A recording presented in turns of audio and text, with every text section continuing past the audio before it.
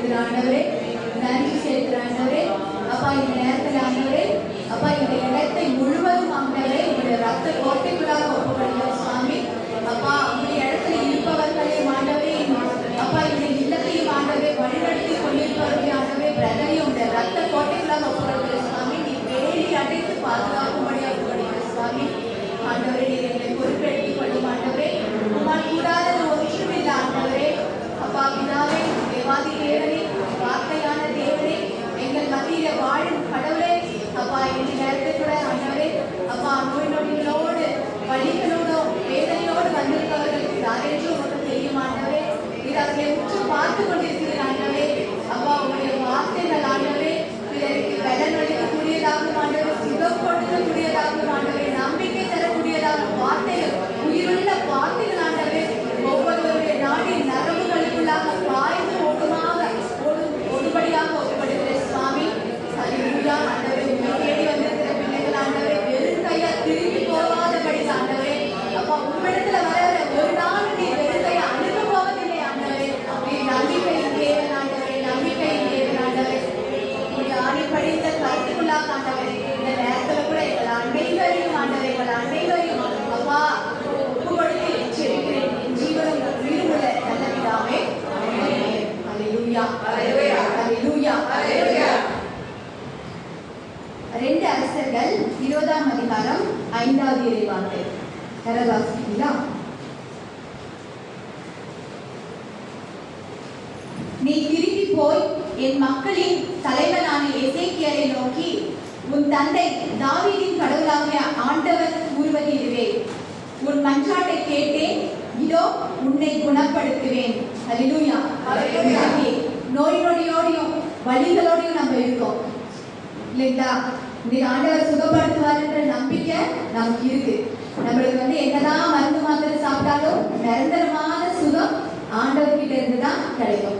அவர் ஒரு தடவை தொட்டுட்டாருன்னா திரும்பவும் நமக்கு அந்த நோய் திரும்ப வர்றதுக்கு ஆண்டவர் அனுமதிக்க மாட்டார்.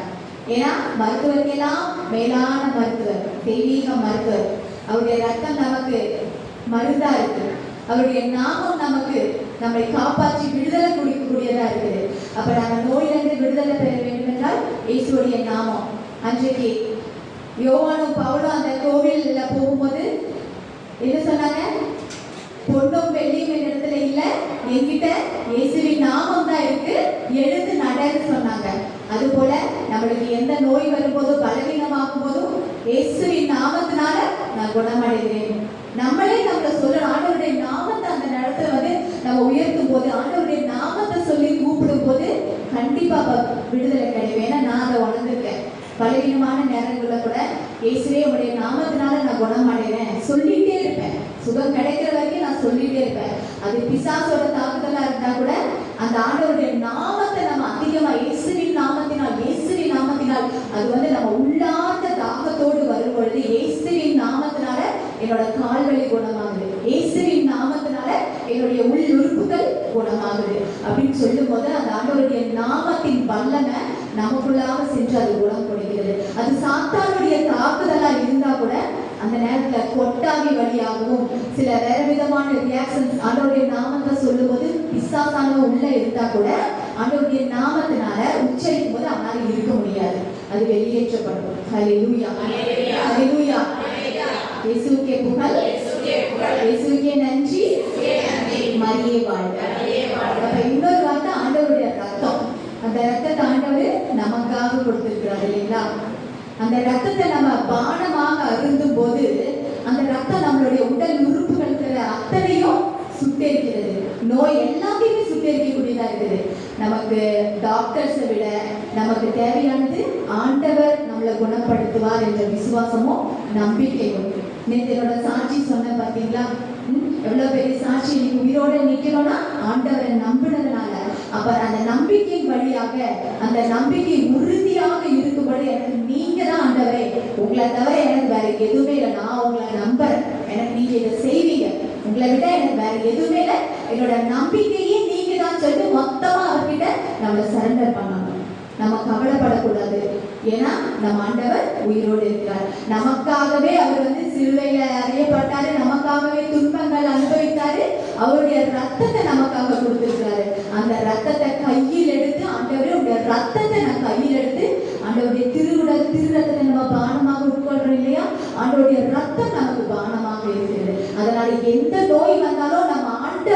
குணப்படுத்த முடியாத நோய் என்று எதுவுமே இல்லை.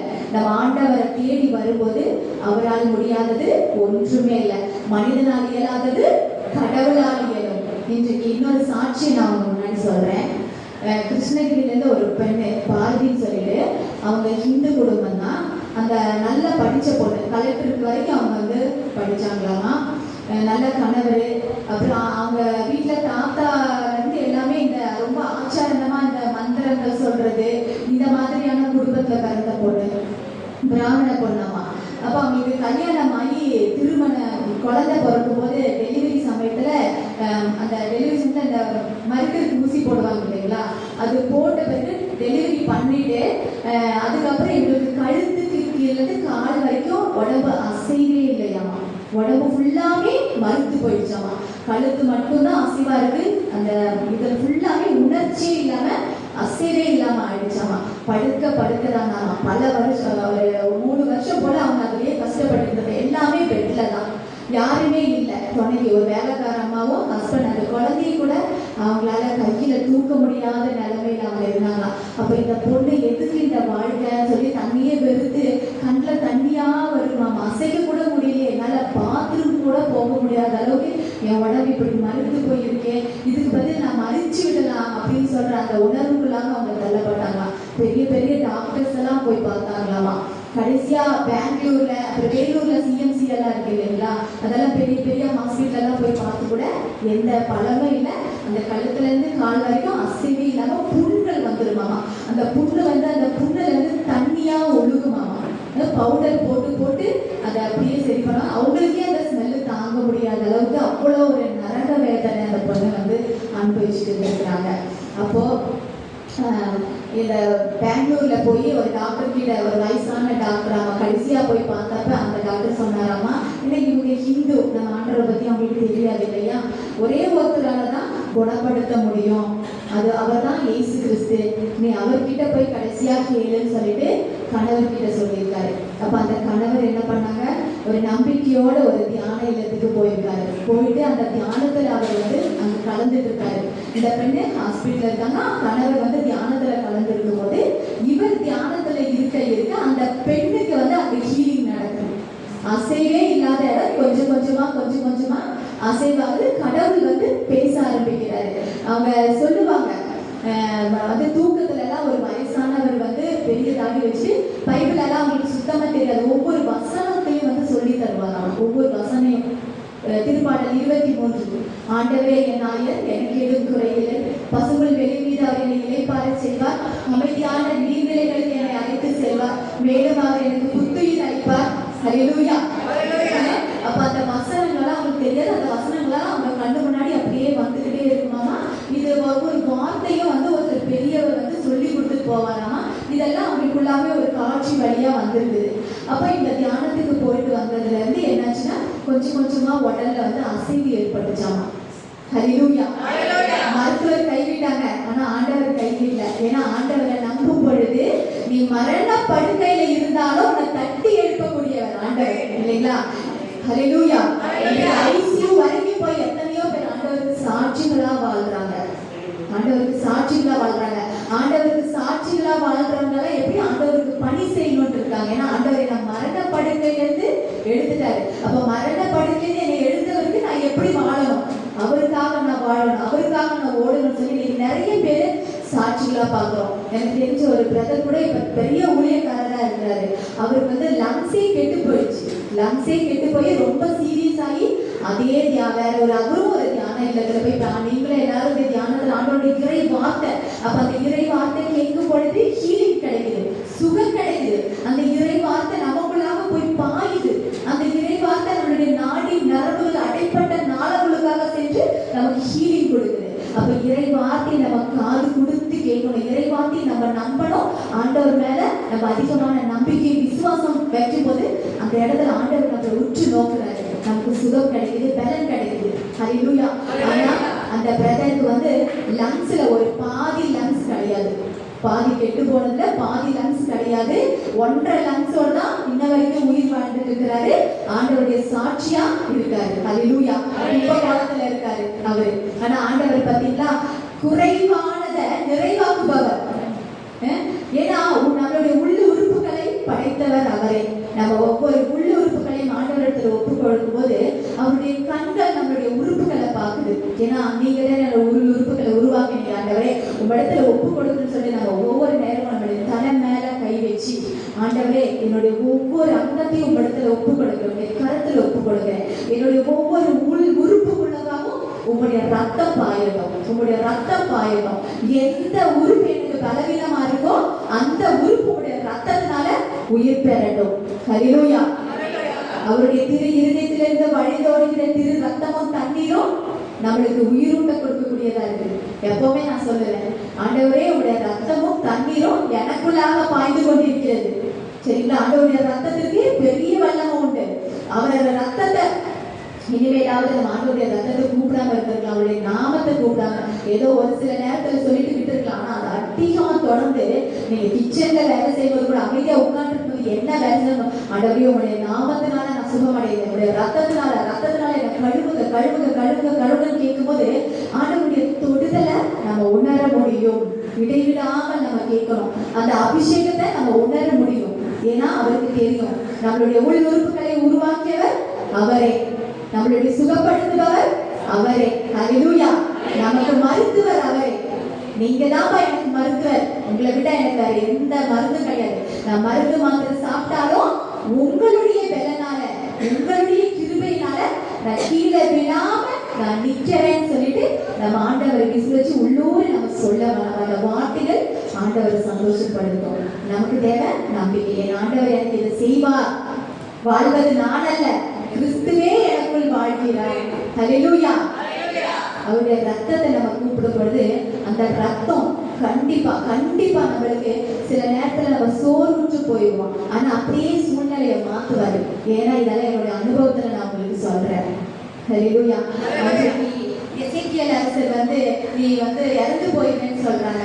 ஆனா ஆண்டவர் என்ன சொல்றாரு பாருங்க, அவரு செவுத்து பக்கம் திரும்பி நின்று கண்ணீர் விடுறாரு, அழுகிறாரு, நான் இறந்து போயிருவேன்னு சொல்லிட்டு. அந்த கண்ணீரை ஆண்டவர் பாக்குறாரு, கண்ணீரை ஆண்டவர் பாக்குறாரு. அப்போ உனக்கு 15 வருஷத்தை நான் கூட்டி கொடுப்பேன்னு சொல்றாரு. அப்ப அது போலதான் இன்றைக்கு நம்ம கண்டிப்பா பலவீனத்தோட தான் நம்ம வந்திருப்போம் இல்லைங்களா? ஆனா கடவுள் நம்மளுடைய கண்ணீரை பாக்குறாரு, நம்மளோட அழுகுறலை பாக்குறாரு. சுகப்படுத்தும் தேவன் நம்ம மத்தியில இருக்கிறாரு. இன்றைக்கு எசேக்கியேல் அரசருக்கு 15 ஆண்டுகளை கூட்டி கொடுத்த ஆண்டவர் நமக்கும் நிரந்தரமான உடல் சுகத்தை தர வல்லவரா இருக்காரு. எப்பொழுதுனா நம்ம நம்பும் பொழுது, நம்ம விசுவசிக்கும் பொழுது. நம்ம எந்த நோய் வந்தாலும் ஆண்டவர்கிட்ட ஒப்பு கொடுத்துடணும், இறைவிடாமல் செபிக்கணும், இறை வார்த்தை நம்ம இடத்துல இருக்கணும். பைபிள் எத்தனையோ பேர் ஆண்டவர் சுகப்படுத்தி இருக்கிறாரு இல்லைங்களா? எதுக்காக? நம்ம நம்பணும். ஒவ்வொருத்தரையும் சுகப்படுத்தும் போது நீ நம்புகிறாயான்னு கேட்கிறாரு, நீ விசுவசிக்கிறாயா கேட்கிறாரு. உன்னுடைய நம்பிக்கை உன்னை குணமாக்கிச்சு, உன்னுடைய விசுவாசத்தினால் நீ சுகமான ஆண்டவர் சொல்றாரு. ஹல்லேலூயா. நம்ம ஒரே வார்த்தை நம்பிக்கை விசுவாசம், இது ரெண்டும் தான் நம்மளை வழிநடத்தக்கூடியது. இன்றைக்கு எவ்வளோ பெரிய நோய் இருந்தாலும் ஆண்டவர் முன்னாடி ஒண்ணுமே இல்லை, ஒண்ணுமே இல்லை. ஆண்டவர் முன்னாடி டாக்டர் சொல்லுவாரு நீ பிழைக்க மாட்டேன்னு கைவை குறிச்சிருவாங்க. ஆனா ஆண்டவர் கடைசி நேரத்தில் தொட்டு தூக்கக்கூடியவரா இருக்கிறாரு. அதிசயங்களுக்கு மேலான அதிசயம் செய்கிறவர், அற்புதங்களுக்கு மேலான அற்புதங்கள் செய்கிறவர் நம் ஆண்டவர். ஹல்லேலூயா. அவருடைய சிந்திய திருரத்தம் நமக்காக, அவருடைய காயம் திறக்கப்பட்ட காயம் நமக்காக இருக்குது. அந்த காயத்துக்குள்ளாக நம்ம ஒப்பு கொடுத்து ஆண்டவருடைய பாதுகாப்புக்குள்ளாக வாழும் பொழுது எந்த தீமையும் நம்மளை அணுகாது. Praise the lord. ஹல்லேலூயா. அப்போ உன் மன்றாட்டை கேட்டேன், இதோ உன்னை குணப்படுத்துவேன். இன்றைக்கு 3ஆம் நாள் நீ ஆண்டவராக எனது இல்லத்துக்கு செல்வாய். உனது ஆயுளுக்கு இன்னும் 15 ஆண்டுகள் கூட்டுவேன். மேலும் உன்னையும் இந்நகரையும் அசீரிய கையினின்று விடுவிப்பேன் என்று சொல்றார் ஆண்டவர். 15 ஆண்டுகள் கூட்டுவேன், கடைசியாக அசீரிய கையினின்று உன்னை விடுவிப்பேன். ஏன்னா நம்மளை வாழ வைப்பவரும் ஆண்டவர் தான். பலவிதமான தீமையின் தாக்குதலில் இருந்தும் நம்மளை விடுவிப்பவரும் நம்ம ஆண்டவராகிய இயேசு கிறிஸ்து. ஹல்லேலூயா. இன்றைக்கு இந்த தியானத்துக்கு வரும்போது கூட எனக்கு பிரதர் சொன்னதுல இருந்து, ஏன்னா பிசாசு பலவிதமா தாக்குவான், சோர்வு கொடுப்பான், நம்மளால எதுவுமே பண்ண முடியாது. ஒரு மாசமா எனக்கு கொஞ்சம் உடம்பு ரொம்பவே பலவீனமா இருந்தது. இறை வார்த்தை என்னால தியானிக்க முடியாது, அவ்வளோ ஒரு மைண்ட்ல குழப்பம், தலைவலி, உடல் சோர்வு, கடைசியா நான் முந்தானத்து வர அன்னைக்கு கூட எனக்கு வந்து உடம்பு பலவீனம் இல்லை. என்ன அறியாமலே என்ன ஆகுதுன்னு எனக்கு தெரியாது. ஒரு அப்படியே சாப்பிட்ட உடனே ஒரு மயக்கம் வர மாதிரி ஒரு நிலைமை, கை கால் நடுக்கும், அவ்வளவு ஒரு நான் பலவீனத்துக்கு தாக்குதப்பட்டேன். ஆனா கடவுள்கிட்ட நான் ஒப்பு கொடுத்தேன். எனக்கு நம்பிக்கை இருந்தது, ஆண்டவர் என்னை கூட்டிட்டு போவாரு, அவர் முன் குறிச்சதை செய்வாருன்னு சொல்லி நான் நம்பினேன். அப்போ என்னோட கோவில்ல வந்து நான் போறதுக்கு முன்னாடி ஆண்டவருடைய திருவுடலை நான் உட்கொண்டுட்டு வரணும் அப்படின்னு சொல்லிட்டு நான் போனேன். 4:30 மணிக்கு படுத்துட்டே இருந்தேன். ஆனா 4:30 மணிக்கு மாசு. எப்படி அந்த 4 மணிக்கு எனக்கு ஒரு உற்சாகம் வந்ததுன்னு எனக்கு தெரியாதுங்க. திடீர்னு எழுந்த, திடீர்னு ரெடியான சர்ச்சுக்கு போனேன், திருப்பலியில கலந்துக்கிட்டேன். அப்போதுல இருந்து அந்த சோர்வு எங்க போச்சுன்னு எனக்கு தெரியல. ஹல்லேலூயா, ஹல்லேலூயா. ஏன்னா ஆண்டவர் நம்மளை பார்த்துட்டே இருக்கிறாரு. அவரை நம்ம நினைக்கும் பொழுது நம்மளை நினைப்பதற்கும் மேலாக நடத்தக்கூடியவர் நம்ம ஆண்டவர். எவ்வளவு பெரிய இதுவும் சாட்சி தானே. அப்ப நம்ம நினைப்போம், ஆண்டவரே எனக்கு இந்த காரியத்துக்கு போனோம், இவ்வளவு பலவீனமா தாக்கும் போது எனக்கு நம்ம ஆண்டவர்கிட்ட ஒப்பு கொடுக்கும் பொழுது அந்த இடத்துல நமக்கு விடுதலை கிடைக்கும், உடல் சுகம் கிடைக்கும். ஏன்னா நம்ம சிந்தனையெல்லாம் நம்ம உலகத்தை குறிச்சு இருக்கக்கூடாது, ஆண்டவர் மீது நம்பிக்கை வச்சு உடல் சுகம் தான் நமக்கு பெருசு இல்லைங்களா. அந்த உடல் சுகம் நம்ம ஆண்டவர் கொடுக்கறதுக்கு வல்லவரா இருக்கிறாரு. அவருடைய சிரசிலிருந்து வழிதொடுகிற திரு ரத்தம் நமக்கு குணத்தை குடிக்குது. அந்த ஆணிகள் கைகளால குத்தப்பட்ட அந்த ஆணிகளிலிருந்து வழித்தோடிய திரு ரத்தத்தை நம்ம கூப்பிடணும். அவருடைய பாதத்திலிருந்து வழித்தோடிய திரு ரத்தத்தை நம்ம கூப்பிடணும். நம்மளுக்கு கால் வழியா, கால்கள் எத்தனையோ பேருக்கு பிரச்சனை இருக்குது, நடக்க முடியல, நரம்பு இருக்கும், பலவிதமான பிரச்சனைகள், எடுத்து கூட வைக்க முடியாது. ஆனா ஆண்டவருடைய அந்த 2 ஆணிகளும் கால்களை சேர்த்து குத்தப்பட்ட அதிலிருந்து வழித்தோடிய திரு ரத்தம் நம்மளுடைய கால்களுக்கு பலமூட்டக்கூடியதா இருக்கு, சக்தி கொடுக்கக்கூடியதா இருக்கு. நம்ம அவருடைய காயங்களை தியானிக்கணும், காயங்களை தியானிக்கிறோம். நம்ம பயந்துக்கிறோம், ஆனா ஆண்டவருடைய காயங்கள் நம்மளுக்கு சுகப்படுத்தக்கூடியதா இருக்குது. அவர் சொல்றாரு, என்னுடைய காயங்களால் நீங்கள் சுகமானீர்கள், என்னுடைய தழும்புகளால் நீங்கள் குணமானீர்கள். ஹல்லேலூயா, ஹல்லேலூயா. அது 8வது வசனத்துல எசேக்கியாவை நோக்கி, ஆண்டவர் எனக்கு நலமளிப்பார் என்பதற்கும் 3ஆம் நாள் கோவிலுக்கு செல்வேன் என்பதற்கும் அவர் எனக்கு என்ன அடையாளம் கொடுப்பார் என்று கேட்டார். ஹல்லேலூயா. அப்ப சில நேரத்துல நம்ம வந்து நினைப்போம், நம்ம வந்து இது எனக்கு நடக்குமா நடக்காதா, நான் சுகம் பெறுவேனா சுகம் பெற மாட்டேனான்னு சொல்லிட்டு ஒரு அவநம்பிக்கையாவே இருப்போம். நம்ம கடவுள் வந்து நம்பிக்கை இல்லாத, நம்பிக்கையே கடவுள் ஒரு சில இடத்துல வந்து சுகம் கிடைக்கலன்னா அந்த இடத்துல நம்பிக்கை இல்லை, நம்பாததுனால பைபிள்ல பார்க்கும் சில இடத்துல அவர் வந்து அதை செயலாற்றல. நம்பும் போது, விசுவசிக்கும் போது எத்தனையோ பேர் ஆண்டவர் குணப்படுத்தி இருக்கிறார். மார்க் 4ஆம் அதிகாரம் 23வது வசனம். சரிங்களா? 4ஆம் அதிகாரம். அவர் கலிலேய பகுதி முழுவதும் சுற்றி வந்தார், அவர்களுடைய தொழுகை கூடங்களில் கற்பித்தார், விண்ணரசை பற்றிய நற்செய்தியை பறைசாற்றினார், மக்களிடையே இருந்த நோய் நொடிகள் அனைத்தையும் குணமாக்கினார். ஹல்லேலூயா. ஆண்டவர் என்ன பண்றாரு? தொழுகை கூட முழுவதும், கலிலேய பகுதி முழுவதும் சுற்றி வராரு இல்லையா? இப்போ விண்ணரசை பற்றிய நற்செய்தியை பறைசாற்றாரு. இப்ப நம்மளுக்கு இந்த உலகத்தை குறிச்ச காரியங்கள் பலவீனப்படுத்தும், ஆனா நம்மளுடைய எண்ணம் எல்லாம் என்ன இருக்கணும்? பரலோகத்தை குறிச்சுதான் நம்ம இருக்கணும். பரலோகத்தை குறிச்சுதான் நம்ம ஆண்டவர் கூட விண்ணரசை குறிச்சுதான் அங்க நற்செய்தியை பறைசாற்றாரு இல்லைங்களா? இப்ப நீங்க எல்லாம் வந்திருக்கிறவங்களா உலகத்தை தேடி போகல, வேற எதையும் தேடி போகல, ஆண்டவர் தேடி வந்திருக்கிறீங்க, ஆண்டவருடைய வார்த்தையை கேட்க வந்திருக்கிறீங்க. கேட்க வந்தவங்களை ஆண்டவர் வெறும் கையா திருப்பி அனுப்ப போவதில்லை. ஹல்லேலூயா. உறுதியா சொல்றேன், ஆண்டவரை தேடி வரவரை அவர் கட்டி அணைக்கிறவரா இருக்கிறார், நெஞ்சோட அணைத்து தழுவுறவரா இருக்கிறாரு. அவர் வெறும் நாளும் நம்மள வெட்கப்படுத்துறவர் இல்ல, தலைக்குனிய வைக்கிறவர் இல்ல. ஹல்லேலூயா. ஆனா நம்ம ஆண்டவர் உண்மையுள்ளவர், உண்மையுள்ளவர், உயிருள்ளவர். மக்களிடையே இருந்த நோய் நொடிகள் அனைத்தையும் குணமாக்கினார். விண்ணரசை பற்றிய நற்செய்தியை அறிவித்தாரு, மக்களிடையே இருந்த நோய் நொடிகள் அனைத்தையும் ஆண்டவர் குணமாக்கினார். அப்ப ஆண்டவருடைய வார்த்தையை கேட்கும் பொழுது ஆண்டவருடைய வார்த்தை நம்மளுக்கு சுகத்தை கொடுக்குது. மருந்தோ பச்சிலையோ எனக்கு குணமளிக்கவில்லை, ஆண்டவருடைய வார்த்தையே எனக்கு குணமளித்தது. ஹல்லேலூயா. அப்ப ஆண்டவருடைய வார்த்தை இப்ப பலவீனப்படும் போது ஆண்டவருடைய வார்த்தைகளை நம்ம அதிகமா அறிக்கையிடணும். செவுத்து பக்கம் நின்று கூட பைபிளை வச்சுக்கிட்டு அந்த வார்த்தைகளை நம்ம அறிக்கையிடணும். நடந்தாலும் ஆண்டவருடைய இறை வார்த்தையை நம்ம சொல்லிட்டே இருக்கும் பொழுது நமக்குள்ள பிசாசு கொண்டு வர நோய் எப்படி நமக்குள்ள போகும்? ஏன்னா இறை வார்த்தை உயிர் உள்ளது இல்லைங்களா? ஆண்டவருடைய வார்த்தை ஆற்றல் வாய்ந்தது, சக்தி வாய்ந்தது, இரு பக்கமும் வெட்டக்கூடிய கருப்புள்ள வாள் போன்றது. அப்ப ஆண்டவருடைய வார்த்தை நமக்குள்ளாக இருக்கும் பொழுது எந்த நோயும் நம்மளை தாக்காது. அப்ப நம்ம நடந்தாலும் நம்ம எங்க போனாலும் ஆண்டவருடைய வார்த்தை நம்ம நாமள இருக்கணும். அதே 24வது வசனத்துல அவரை பற்றிய பேச்சு சிரியா நாடு முழுவதும் பரவியது. பல்வேறு பிணிகளாலும் பாதைகளாலும் வருகிற நோயாளர், பேய் பிடித்தோம், மதிமயங்கியோம், முடக்குவாதமுற்றோர் ஆகிய அனைவரும் அவரிடம் அழைத்து வரப்பட்டனர். அவர் அவர்களை குணமாக்கினார். ஆண்டவர் எத்தனை உடல் சுகத்தை கொடுத்திருக்கார் பாத்தீங்களா? அப்ப கடவுளால் இயலாதது ஒன்றும் இல்லை. ஹல்லேலூயா. நீங்க எத்தனை பேர் நோய் நொடியோடு நீங்க வந்திருக்கீங்க, நான் சுகமாகணும்னு வந்திருக்கீங்க. பலவீனம் இல்லைங்களா, சோர்வோடு வருவோம். ஆனா நம்பிக்கை, அந்த நம்பிக்கையோடு வரும்போது ஆண்டவர் அந்த இடத்துல குணப்படுத்துறார். ஆண்டவர் அந்த இடத்துல குணப்படுத்துறார். மனிதனால் இயலாதது கடவுளால் இயலும். இன்னொரு சாட்சி நான் உங்ககிட்ட சொல்றேன். இப்ப ஹிந்துக்கள் கிட்ட வந்து நிறைய விசுவாசம் இருக்குது, நம்பிக்கை இருக்குது. ஏன்னா அது அவங்க வந்து அந்த கல்லையோ சிலையோ வணங்கிட்டு வராங்க. கடைசியில சுகம் அடையலன்னு சொன்ன உடனே ஆண்டவர் இயேசுப்பா வந்து குணப்படுத்துவாரு நம்புறாங்க இல்லைங்களா? நம்புறாங்க. அது போல நம்ம கிறிஸ்துவர்களுக்கும் ஆழமான நம்பிக்கை வரணும். ஆண்டவர் இறை வார்த்தையை கொடுத்திருக்காரு, ஆனா எடுத்து அதை பயன்படுத்துறதுல நிறைய பேர். ஆனால் அந்த இந்து ஒரு வயசான பாட்டி இந்துவா இருந்தாங்க, ஆனா தொடர்ந்து 40 வருஷமா தவறாம வாரம் வாரம் வாரம் வாரம் சர்ச்சுக்கு வருவாங்க. அப்போ ஒரு நாள் பெரிய வெள்ளி சமயத்துல சர்ச்சில் கஞ்சி கொடுப்பாங்க இல்லைங்களா? அப்ப எல்லாரும் உட்காந்து உடனே சாப்பிட்டு இருக்கும்போது அந்த பாட்டி வந்து அறிமுகமானாங்க.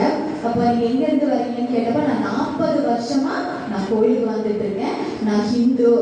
ஏன் பாட்டி உங்களுக்கு இவ்வளவு நம்பிக்கை, இவ்வளவு விசுவாசம் அப்படின்னு கேட்டப்போ அவங்க பேரனை காட்டினாங்க. அந்த பையன் வந்து +2 முடிச்சு இப்ப காலேஜ் ஃபர்ஸ்ட் இயர் சேர்ந்துருக்கான்.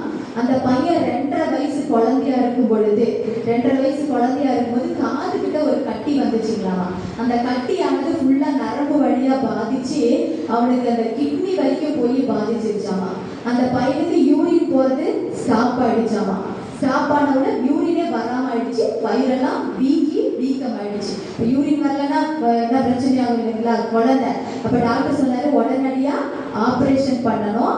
ஆபரேஷன் பண்ணாலும் இந்த குழந்தை பிழைக்குமான்னு தெரியாது. உனக்கு எந்த கடவுள் மேல நம்பிக்கை இருக்கோ நீ அங்க போய் பிரார்த்தனை பண்ணுங்கன்னு சொல்லி டாக்டர் சொல்லியிருக்காரு. இவங்க பாட்டி, அவங்க மகன் வந்து திட்டுறாராம் அந்த பாட்டியை. ஏன்னா இவங்க அது குணமாகணும்னு சொல்லிட்டு இந்த வேப்பிலையெல்லாம் அரைச்சி இந்த இடத்துல போட்டிருக்காங்க. அது ஏதோ அதிகமாயிட்டு, அந்த கட்டி பழுத்து உள்ளுக்குள்ளே இன்ஃபெக்ஷன் ஆயிட்டு இருக்கு. அப்புறம் இந்த என்ன சைடு தெரியாம டாக்டர் எந்த சாமியை நம்புறியோ அங்க போய் வேண்டிக்க சொல்லும்போது உடனே அவங்க சர்ச்சுக்கு வந்து ஏசப்பா கிட்ட வேண்டாங்களா, ஏசப்பா உமக்கு சித்தமானால், உமக்கு விருப்பமான இந்த குழந்தைய எனக்கு திருப்பி கொடு, நான் உன்னை நம்புறேன் அப்படின்னு இவங்க வேண்டிட்டு போறதுக்குள்ள அந்த குழந்தைக்கு அந்த இருந்த கட்டியே இவங்க போறதுக்குள்ள அந்த கட்டி இல்லையாமா பாருங்க. இப்ப டாக்டர் வந்து அறுவை சிகிச்சை இல்லாமலே அந்த கட்டி மறைஞ்சிருக்குது. அப்புறம் அன்னைக்கு நைட்டே அவன் கொஞ்சம் கொஞ்சமா யூரின் போக ஆரம்பிச்சான். அவன் சொட்டா யூரின் போக ஆரம்பிச்சானாமா. இப்ப ஆண்டவர் அந்த தொட்டு எதனால கடவுள்கிட்ட தேடி வரும்போது, அந்த வேற்று மதத்தை தேடி வந்து அந்த விசுவாசத்தோடு நம்பிக்கையோடு இருக்கும்போது ஆண்டவர் ஒண்ணுமே இல்லாம பண்ணிட்டாருங்களா? அப்ப நீங்க சாட்சி சொன்னீங்களான்னு சொன்ன எனக்கு இந்த பையன் தாமா இப்ப காலேஜ் போறான். இவன் அன்னையிலிருந்து இன்ன வரைக்கும் எந்த நோய் நொடியும் அவனுக்கு இல்லை, இப்ப நல்ல ஆரோக்கியமா இருக்கான். உடனே நான் குழந்தைய தூக்கிட்டு வந்து சாட்சி சொன்னேன். இப்பவும் நான் எப்பெல்லாம் ஆண்டவர் ஒவ்வொரு அதிசயங்கள் செய்யறாரோ நான் மேலே ஏறி நான் சாட்சி சொல்றேன் அப்படின்னு. அப்ப அந்த விசுவாசம் எப்படி இருக்கு? ஐசியூ வரைக்கும் போய் ஆபரேஷன் பண்ணாலும் பிழைக்க மாட்டான்னு சொல்லிட்டாரு டாக்டர் இல்லைங்களா?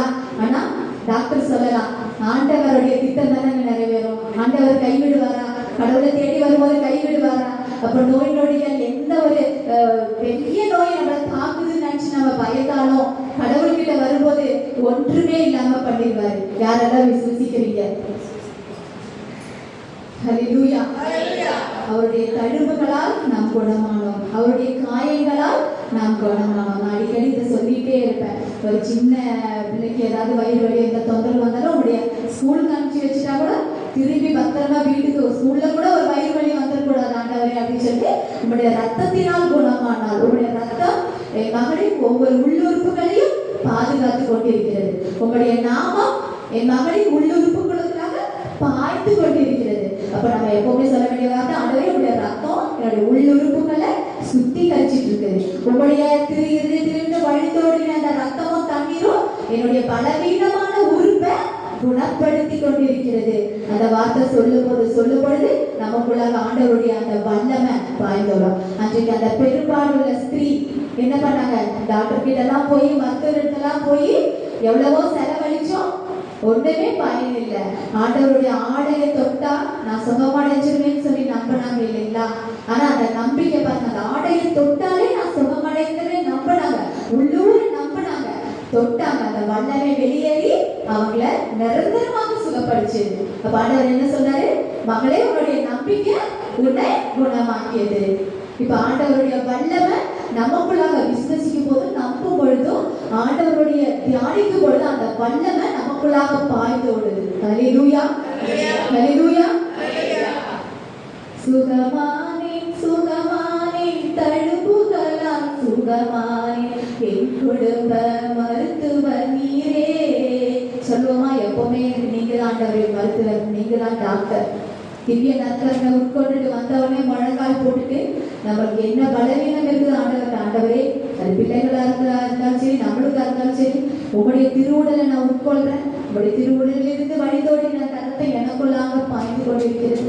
இந்த உறுப்பு எனக்கு பலவீனமா இருக்கு ஆண்டவர், நீர் என்ன குணப்படுத்துங்க சொல்லி இடைவிடாமல் நம்ம அந்த ஆண்டவரிடத்துல அந்த நேரத்தை ஒப்பு கொடுக்கும் பொழுது தெய்வீக மருத்துவர், பின்னக மருத்துவர், மருத்துவருக்கெல்லாம் மருத்துவர் நம் ஆண்டவர் நம்மளை குணப்படுத்த வல்லவராக இருக்கிறார். ஹல்லேலூயா.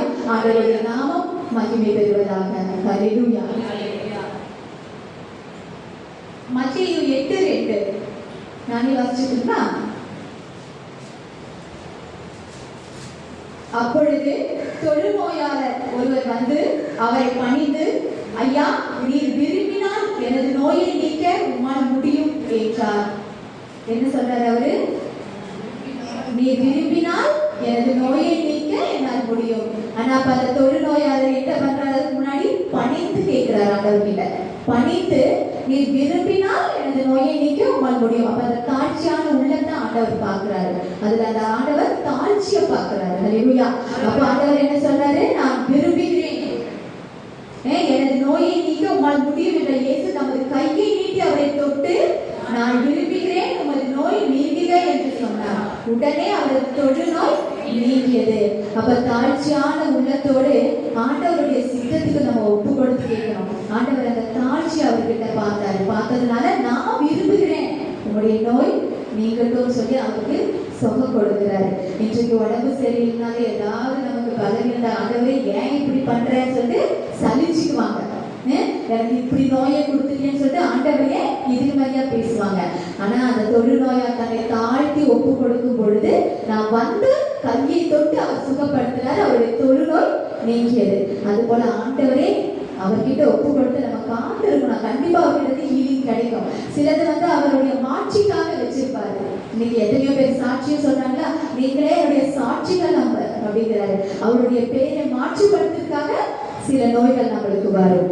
ஹல்லேலூயா. ஆனா எல்லாத்தையுமே அவர் குணப்படுத்த வல்லவரா இருக்கிறார். கடவுளால் இயலாதது ஒன்றுமே இல்லை.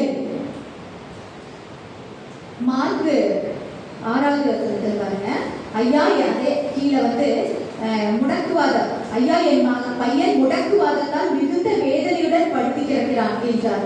இயேசு அவரிடம், நான் வந்து குணமாக்குவேன் என்றார். முடக்குவாதத்தால என் பையன் மிகுந்த வேதனைப்படுறேன்னு சொல்றாரு. நான் ஆண்டவரே நான் வந்து குணமாக்குறேன்னு சொல்றாரு. ஆனா அவர் என்ன சொல்றாரு? அந்த நூற்றுவர தலைவரே, நீர் என் இல்லத்திற்கு வர நான் தகுதியற்றவன். ஹல்லேலூயா. இப்ப நம்மளும் ஆண்டவருடைய திருவுடல் திரு ரத்தத்தை திருப்பலி சமயத்துல, ஆண்டவரே நீர் என் இல்லத்திற்கு வர நான் தகுதியற்றவன். ஹல்லேலூயா. அப்ப என்ன சொல்ற? நம்மளுடைய உள்ளம் இல்லைங்களா? அந்த இல்லம் சொல்லிட்டு இருக்கிறது ஆண்டவருடைய உடலாகிய இல்லம். இது நம்மளுடைய உடல் ஆண்டவருடைய கோவில். அது எப்படி இருக்கணும்?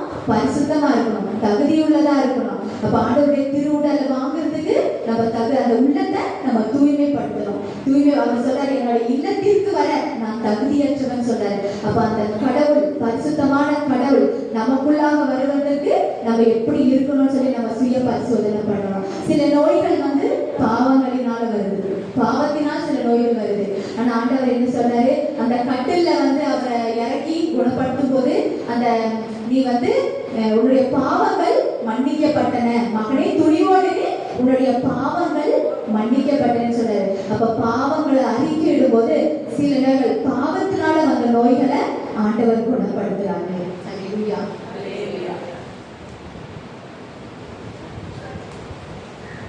மத்தேயு 8:14 இயேசு பேதுருவின் வீட்டிற்கு சென்றபோது பேதுருவின் மாமியார் காய்ச்சலாய் படுத்திருப்பதை கண்டார். இயேசு அவரது கையை தொட்டதும் காய்ச்சல் அவரை விட்டு நீங்கிட்டு அவரும் எழுந்து இயேசுவுக்கு பணிவிடை செய்தார். ஹல்லேலூயா. பேதுருவின் மாமியார காய்ச்சலை கடிந்து கொண்ட ஆண்டவர் இன்றைக்கும் நம்மளுக்கு என்ன நோய் வந்தாலும் ஆண்டவருடைய நாமத்தினால கூப்பி கேட்கும் போது, ஆண்டவரே உடைய நாமத்தினால இந்த நோயை நான் கடிந்து கட்டுகிறேன், ஆண்டவரே உடைய ரத்தத்தினால இந்த நோயை நான் சுட்டெரிக்கிறேன்னு சொல்லிட்டு நம்ம விசுவாசத்தோடு கேட்கணும். அப்ப அவங்க என்ன பண்றாங்க, நோய் நீங்கின உடனே அவங்களுக்கு பணிவிட புரியுறாங்க. இன்றைக்கு எத்தனையோ பேர் தான் சொல்றேன், ஐசியூ வரைக்கும் போய் படைச்சிட்டு வந்து சாட்சிகள் தேசடி அபரதர் வந்தாரு இல்லைங்களா, அவர் கூட கடைசி நேரத்தில் எப்படி நான் வந்து பிழைக்க மாட்டேன்னு சொல்லிட்டு கடைசியில அந்த ஆண்டவர் புடமிட்டு சிலரை வந்து துன்பம் என்னும் உழைக்களத்தால் புடமிட்டு ஆண்டவருடைய சாட்சிகளாக வாழ்றாங்க. அப்ப ஆண்டவருக்கு அவங்க மாமியார் பணிவிடை செய்தார். அப்ப நம்ம என்ன பண்ணோம், ஆண்டவருக்கு சாட்சிகளாக வாழணும். ஏன்னா நம்மளை சுகப்படுத்திய தேவன், நம்மளை குணப்படுத்திய தேவன் நம்மோடு இருக்கிறார். ஹல்லேலூயா. ஹல்லேலூயா.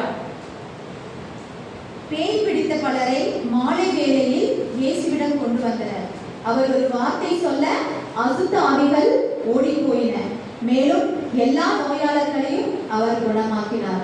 இவ்வாறு அவர் நம் பிணிகளை தாங்கிக் கொண்டார், நம் துன்பங்களை சுமந்து கொண்டார்.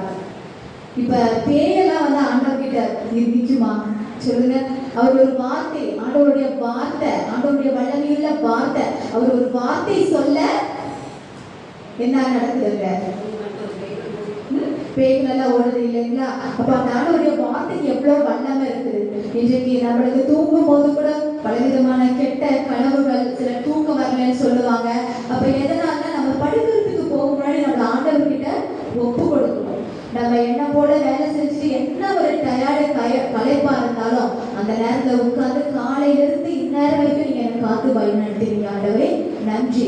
இந்த நேரத்திலையும் இந்த இரவு நேரத்திலையும் என்னையும் குடும்பத்தையும் வீட்டில் உள்ளவரையும் உங்களுடைய கருத்தில் ஒப்பு கொடுக்குற ஆண்டவரே, உங்களுடைய ஐயன் அறைக்குள்ளாக என்னை வச்சு மறைச்சிக்கோங்க, உங்களுடைய ரத்த கோட்டைக்குள்ளாக என்னை வச்சு மறைச்சிக்கோங்க, எந்த தீமையும் எனக்கு நேரிடாதவாறு என்னை பாதுகாத்து கொள்ளுங்க ஆண்டவரே. உங்களுடைய கருத்துல நான் படுத்துக்கிறேன், உங்களுடைய மடியில நான் படுத்துக்கிறேன்னு சொல்லி அந்த நேரத்தில் ஒரு 5 நிமிஷம் ஆண்டவர்கிட்ட ஒப்பு கொடுத்து நம்ம தூங்கும் போது ஆண்டவர் அழகா நம்ம பக்கத்துல இருந்து நம்மளை பாதுகாப்பாரு. காலையில உற்சாகத்தோடு நம்ம கண்பிடிப்போம். ஏன்னா இடையில நிறைய தூக்கங்கள் நமக்கு டிஸ்டர்பன்ஸ் ஆகும், சிலது பலவீனம் அடையும். அதனால அந்த நேரத்தில் ஜெபத்தோடு நம்ம இரவுல படுக்க போகும்போது ஒப்பு கொடுத்து அவருடைய ரத்தத்துக்குள்ளாக நம்மளை மூடி மறைத்து கொள்ளும் போது ஆண்டவருடைய பாதுகாப்பு நமக்கு இருக்கும். ஹல்லேலூயா. மத்தேயு 8:10 இதை கேட்டு இயேசு வியந்து தம்மை பின்தொடர்ந்து வந்தவர்களை நோக்கி, உறுதியாக உங்களுக்கு சொல்கிறேன், இஸ்ரேலர் யாரிடமும் இத்தகைய நம்பிக்கை நான் கண்டதில்லை. ஆண்டவர் எதை குறிப்பிடுறாரு, நம்பிக்கை குறிப்பிடுறாரு. அந்த நூற்றுவர் தலைவர் வந்து சொன்னது, ஐயா என் இல்லத்திற்கு வர நான் தகுதியற்றவன், நீர் ஒரு வார்த்தை மட்டும் சொல்லும் நான் குணமடைவேன். என் மகன் ஒரு வார்த்தை சொன்னாலே போதும் குணமடைஞ்சு சொல்ல அந்த ஆண்டவருடைய வார்த்தையை நம்புறாரு. அப்ப ஆண்டவருடைய வார்த்தை நம்போது ஆண்டவர் என்ன சொல்றாரு, உன் மகன் நோய் நீங்கி நலமா இருப்பான் அப்படிங்கிறாரு. அப்ப ஆண்டவருடைய ஒவ்வொரு வசனமும் நமக்கு மருந்தா இருக்கு இல்லைங்களா, மருந்தா இருக்கு. நீங்க ஹாஸ்பிட்டல்ல அட்மிட்டே ஆகிற நிலைமை வந்தாலும் ஆண்டவருடைய வசனத்தை நம்ம கை கொள்ளும்போது ஆண்டவர் அட்மிட் ஆகிற அளவுக்கு நம்மளை விட மாட்டாரு இல்லைங்களா. பலவீனம் தாக்கும் போது பிலிப்பியர் 4:13 எனக்கு வலுவூட்டுகிறவரின் துணை கொண்டு எதையும் செய்ய எனக்கு ஆற்றல் உண்டு. அப்ப நம்மளுக்கு வலுவூட்டுகிறவர் யாரா இருக்காரு, ஆண்டவரா இருக்காரு. எப்பவுமே வார்த்தைகள் நம்ம இடத்துல இருக்கணும். அந்த வார்த்தைகள் நம்ம இடத்துல இருந்துச்சுன்னா நம்ம எதற்காகவும் பயப்பட தேவையில்லை. எனக்கு இப்படி ஆயிருமோ அப்படி ஆயிருமோன்னு சொல்லிட்டு நினைச்சு நம்மளை கவலைப்பட தேவையே. யாருடைய வார்த்தை நம்மளுடைய உள்ளத்துக்குள்ளாக ஊடுருவி நம்மள ஆண்டவருடைய வார்த்தை உறுதிப்படுத்தும்.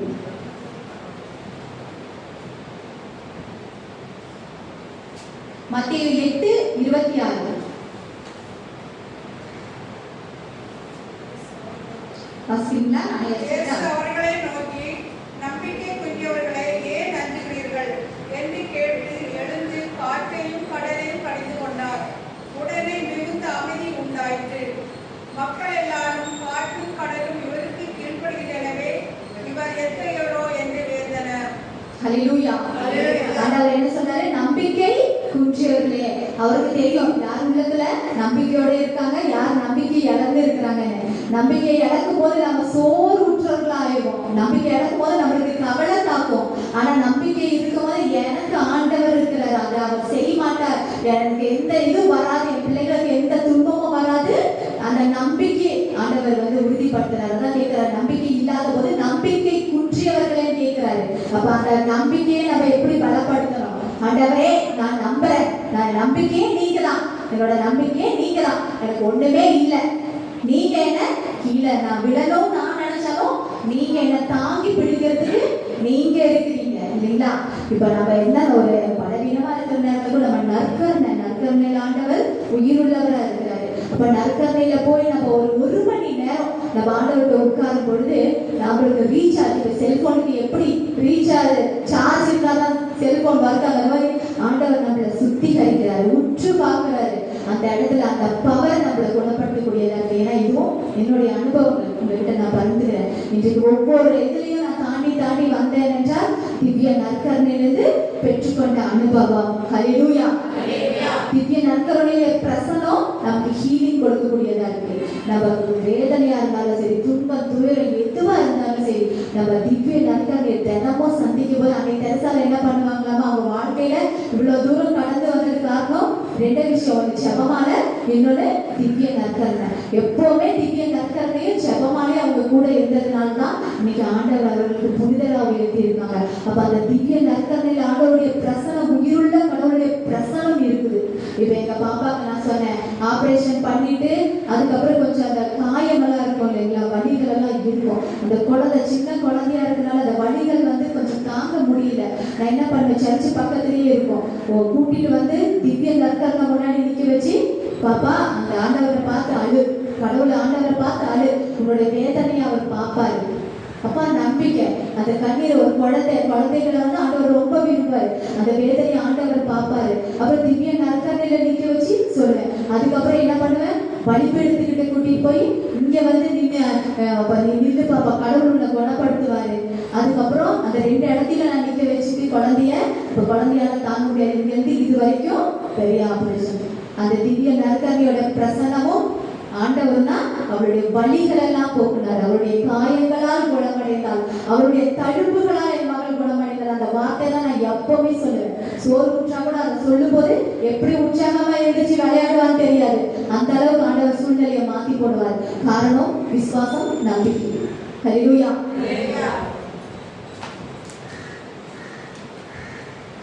யாக்கோபு 4:14 உங்களுள் யாரேனும் நோயுற்றிருந்தால் திருச்சபையின் மூப்பர்களை அழைத்து வாருங்கள், அவர்கள் ஆண்டவரின் பெயரால் அவர் மீது எண்ணெய் பூசி இறைவனிடம் வேண்டுவார்கள். நம்பிக்கையிடம் வேண்டும் போது நோயுற்றவர் குணமாவர், ஆண்டவர் அவரை எழுப்பி விடுவார். ஹல்லேலூயா. அவர் பாவம் செய்திருந்தால் மன்னிப்பு பெறுவார். திருச்சபையின் மூப்பர்களை அழைத்து வாருங்கள், ஆண்டவரது பெயரால் அவர் மீது எண்ணெய் பூசி இறைவனிடம் வேண்டுவார்கள். வேண்டும் பொழுது நோயுற்றவர் குணமாவார் இறைவாக்கை சொல்கிறது. அப்ப அந்த குழந்தை அந்த துன்பத்துல இருக்கும் பொழுது நம்ம என்ன பண்ணோம், ஃபாதர் கிட்ட போய் கொஞ்சம் பிளஸிங் பண்ணுங்க. ஏன்னா ஃபாதர்ஸ் கடவுளால் அருட்பொழிவு செய்யப்பட்டவர்கள், அவருடைய கரங்கள் ஆண்டவருடைய அருட்பொழிவு செய்யப்பட்டிருக்காங்க, குணமாக்கும் வல்லமை இருக்கு. அப்ப அவங்க ஒரு பெரிய ஃபாதர் வயசானவர் இருந்தார், அவர்கிட்ட போய் அவர் பிளஸிங் பண்ணாரு. பிளஸிங் பண்ணி கொஞ்ச நேரத்திலே பாப்பா பாத்ரூம் போனான். மோஷன் போனோடனே பைபிளி அப்படியே தெரியாச்சு. அப்படியே படிப்படியா ஆண்டவர் குணப்படுத்தினாரு. ஏன்னா ஏதாவது ஒண்ணுனா நான் உடனே அவ்வளவு சீக்கிரம் ஹாஸ்பிட்டல் போக மாட்டேன். முதல்ல கூட்டிட்டு போய் திவ்ய நற்கருணை முன்னாடி தான் உட்கார வைப்பேன். திவ்ய நற்கருணை முன்னாடி தான் உட்கார வைப்பேன். அதுக்கப்புறம் எப்படி ஹாஸ்பிட்டல் போகாமே ஆண்டவர் குணப்படுத்திடுவாரு. ஏன்னா நம்மளும் என்ன நடந்தாலும் ஆண்டவர் உயிருள்ளவரா இருக்கிறாரு இல்லைங்களா? நானே வாழ்வு தரும் உணவு. அப்ப அந்த உயிருள்ள ஆண்டவருடைய பிரசனத்துல போய் உட்காரும் போது கண்டிப்பாக அந்த இடத்துல நம்மளுடைய பலவீனங்களை மாற்றி போடுகிறவர் ஆண்டவர். இன்னைக்கு குழந்தைய ஸ்கூல் வரைக்கும் போறதுக்கு உற்சாகம் நல்லா வச்சிருக்காரு. நான் ரொம்ப ஆண்டவர் பெருமைப்படுத்த அவருடைய நாமத்தை உயர்த்த கொடாடு கொடி நன்றி செலுத்துறேன். ஹல்லேலூயா. ஏன்னா ஒவ்வொரு நிமிஷம் வாழ்வது நம்மளுடைய ஆண்டவர், வாழ்வது என் மகள் அல்ல, இயேசுவே மகளுக்குள் வாழ்ந்தார். அதே மாதிரி நம்மளும் சொல்லணும், வாழ்வது நான் அல்ல, கிறிஸ்துவே எனக்குள் வாழ்கிறார். நம்மளால எந்திரிக்க முடியாது. காலையில எந்திரிச்சோடனே இயேசுவே நம்ம ஒப்பு கொடுத்துட்டு நம்ம ஒவ்வொன்றையும் தொடங்கும் போது நீங்க என் கூட இருக்கீங்க, நீங்க எனக்கு சக்தி கொடுக்குறீங்க, என்னோட சக்தியில நான் வாழல, உங்களுடைய பலத்துல நான் வாழ்றேன், உங்களுடைய பலம் என்னை தாங்கி பிடிக்கிறது ஆண்டவரேன்னு சொல்லிட்டு நம்ம ஆண்டவரோடு இணைஞ்சு வாழும் பொழுது அந்த உற்சாகம் எப்படி பலம் கிடைக்குது நமக்கு கிடையாது. அவருடைய ஆற்றல் நமக்குள்ள இருக்குது. ஆற்றலாலும் அல்ல, சக்தியாலும் அல்ல, எனது ஆவியாலே கூடும் என்கிறார். அப்ப ஆவியானவர் எங்க இருக்காரோ அங்க விடுதலை உண்டு. ஹல்லேலூயா.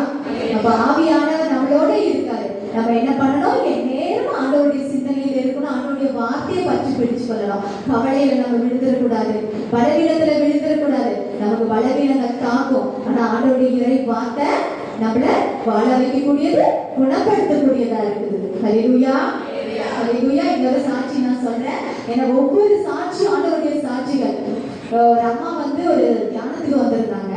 அவங்களுக்கு கேன்சர் கட்டி, மார்புல கேன்சர் கட்டி இருந்துச்சு. ஏன்னா பாவத்தினால வர நோய்கள் ஆண்டவர் குணப்படுத்துறாரு.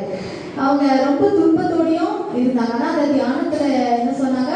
பாவ மன்னிப்பு கேட்டிருக்காங்க. நல்ல பாவங்களை அறிக்கையிட்டு அன்னைக்கு போய் அவங்க நைட்டு படுத்திருக்காங்க. குளிர் சீசன், ரொம்ப டிசம்பர் மாசம்லாம் பனிக்கால இருப்பாங்களா, வேர்க்காது நமக்கு. ஆனா இவங்களுக்கு நைட்டு ஃபுல்லா வேர்த்து உடம்பெல்லாம் வேர்த்து வடிதுங்களாங்க. உடம்பெல்லாம் வேர்த்து வடிதாவா.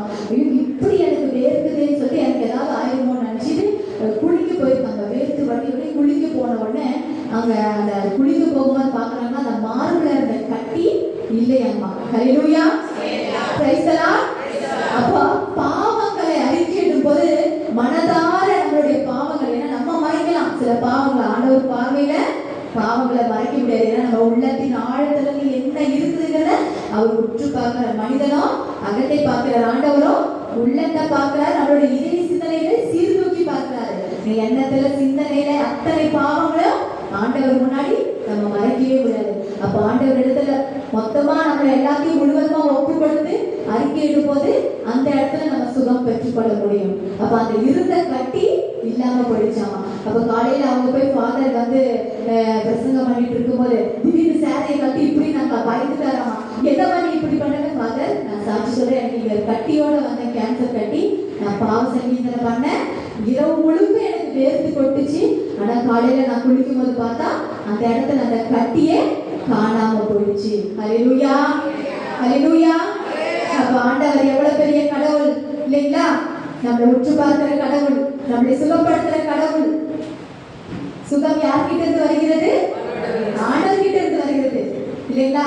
நமக்காக பலியானார், நமக்காக நம் நோய்களை தாங்கிக் கொள்ளக்கூடியவர், நம் பிணிகளை தாங்கிக் கொள்ளக்கூடியவர். நம்மளுடைய வழிகளை நம்ம கிட்ட வச்சுக்காம ஆண்டவரிடத்துல ஒப்பு கொடுக்கும் பொழுது அவருடைய காயங்களால் நம்ம குணமடைகிறோம்.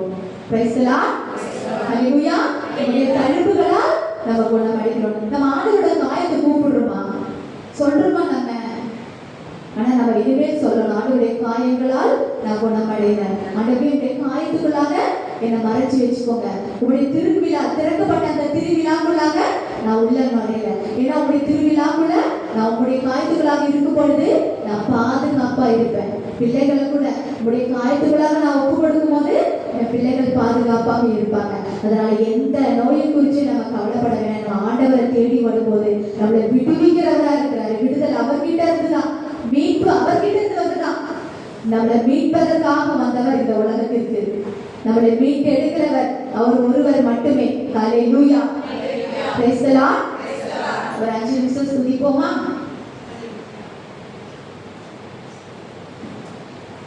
ஹல்லேலூயா ஹல்லேலூயா ஹல்லேலூயா. நன்றி ஆண்டவரே, நன்றி ஆண்டவரே. ஸ்துதிக்கிறேன் ஆண்டவரே. ஹல்லேலூயா ஆண்டவரே. இந்த நேரத்துல கூட அப்பா நோயோடு இருப்பவர்களை ஒப்புக் கொடுக்கிற ஆண்டவரே, பலவீனத்தோடு இருப்பவர்களை ஒப்புக் கொடுக்கிற ஆண்டவரே. அப்பா பிதாவே, இந்த நேரத்துல உங்களுடைய நாமம் ஆண்டவரே, உங்களுடைய நாமத்தை அனுப்பி செபிக்கிற ஆண்டவரே. அப்பா பிதாவே, உங்களுடைய நாமத்தினால எங்களுக்கு சுகம் தருவீராக ஆண்டவரே. உண்மை விசுவாசிக்கிற ஆண்டவரே, மீது நம்பிக்கை வைக்கிற ஆண்டவரே. அப்பா இந்த நேரத்துக்குள்ள கடவுளே ஆண்டவரே, இயேசுவே உங்களுடைய பரிசுத்த ரத்தம் ஆண்டவரே எங்கள் உச்ச தலையிலிருந்து உள்ள கால் வரைக்கும் பரவி கொண்டிருப்பதாக ஆண்டவரே. அப்பா உங்களுடைய ரத்தத்தை தெளிக்கிற ஆண்டவரே இயேசுவே. தகப்பனே, பலவீனத்தோடு ஆண்டவரே உங்களுடைய பிள்ளைகள் உங்களை நோக்கி வந்திருக்கிறார்கள் ஆண்டவரே. அப்பா பிதாவை சோர்விற்ற உள்ளத்திற்கு ஆண்டவரே நான் மனைவி அழிப்பேன் என்று நீ சொல்கிற ஆண்டவரே. தகப்பனே இயேசுவே, எங்களிடத்துல விசுவாசத்தை ஆண்டவரே நீ எதிர்பார்க்கிற ஆண்டவரே. அப்பா உங்களை நம்புகிறேன் ஆண்டவரே, உங்களை விசுவாசிக்கிறேன் ஆண்டவரே. அப்பா இந்த நேரத்துல கூட ஆண்டவரே, அப்பா எங்களுடைய வலிகள் வேதனைகள் ஆண்டவரே அனைத்தையும் உள்ள இடத்துல ஒப்புக் கொடுக்கிற ஆண்டவரே. அப்பா தலைவலி ஒப்புக் கொடுக்கிற ஆண்டவரே. தகப்பனே, உடல் சோர்வு ஒப்புக் கொடுக்கிற ஆண்டவரே. மன வேதனைகளை ஒப்புக் கொடுக்கிற ஆண்டவரே. தகப்பனே, அனைத்து உறுப்புகளை இடத்துல ஒப்புக் கொடுக்கிற இயேசப்பா ஆண்டவரே. நீரே எங்களை பொறுப்பெடுத்துக் கொள்ளும் ஆண்டவரே. உங்களுடைய ஆணி படித்த தழும்புகளால் நீர் எங்களை குணப்படுத்த வல்லவராக இருக்கிறீர் ஆண்டவரே. அப்பா நீர் எங்கள் பிணிகளை தாங்கிக் கொண்டீர் ஆண்டவரே. உங்களுடைய காயங்களால் நாங்கள் குணமடைந்தோம் ஆண்டவரே. உண்மை விசுவாசிக்கிறேன், மீது நம்பிக்கை வைக்கிறேன் ஆண்டவரே. அப்பா குணப்படுத்த வல்லவராக இருக்கிற தேவனே ஆண்டவரே. தகப்பனே இயேசுவே, அப்பா உங்களுடைய ஆண்டவரே திருவி விடியதில் எத்தனையோ பேர் நீர் குணப்படுத்துகிறீர் ஆண்டவரே. நீர் எங்களை கைவிடுவீரோ ஆண்டவரே. நீர் ஒரு போதும் எங்களை வெறும் கைகளால் திருப்பி அனுப்ப போவதில்லை ஆண்டவரே. தகப்பனே, இடத்துல முழுவதுமா எங்களை ஒப்பு கொடுத்து செபிக்கிற பிதாவே. ஆமென்.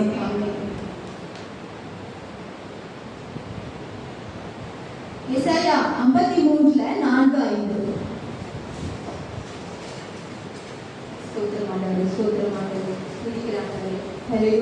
மெய்யாகவே அவர் நம் பிடிகளை தாங்கிக் கொண்டார், நம் துன்பங்களை சுமந்து கொண்டார்.